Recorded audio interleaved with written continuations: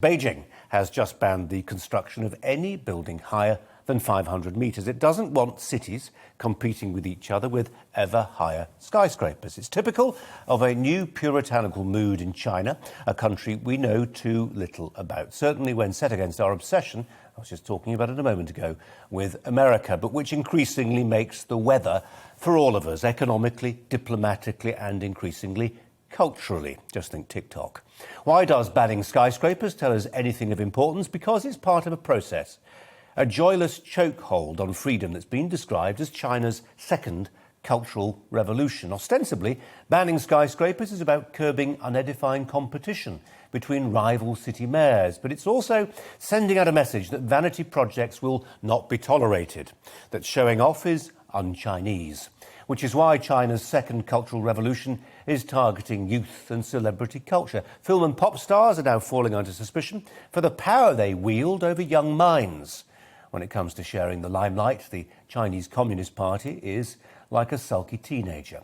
So its Central Committee for Discipline Inspection has slammed celebrities who bring, as they put it, chaos to the internet. Virtual fan communities are increasingly monitored.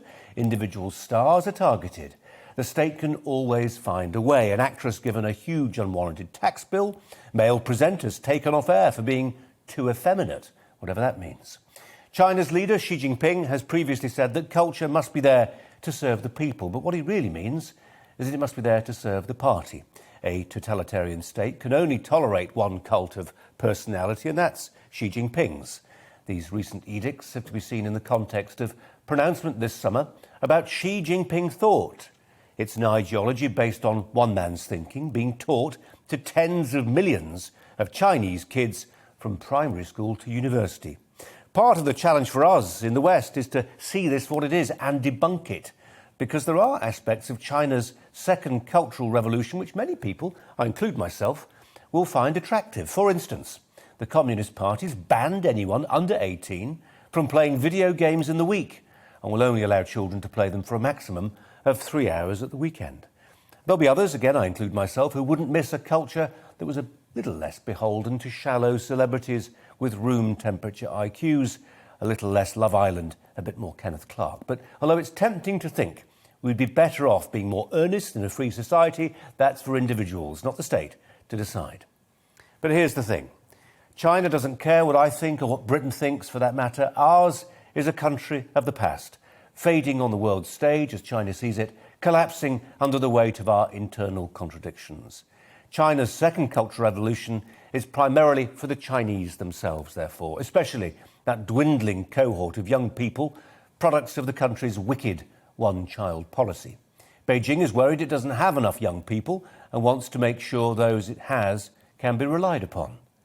But China's second cultural revolution also has a second audience, and this one's beyond China's borders, in the developing world. The country's benefiting from its Belt and Road Initiative in Africa, for instance.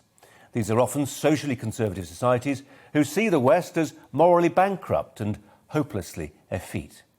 During the Cold War, the old Soviet Union had what were called client states, who looked to it for trade and ideological leadership. Now, these new client states look to China for the same, but with a twist.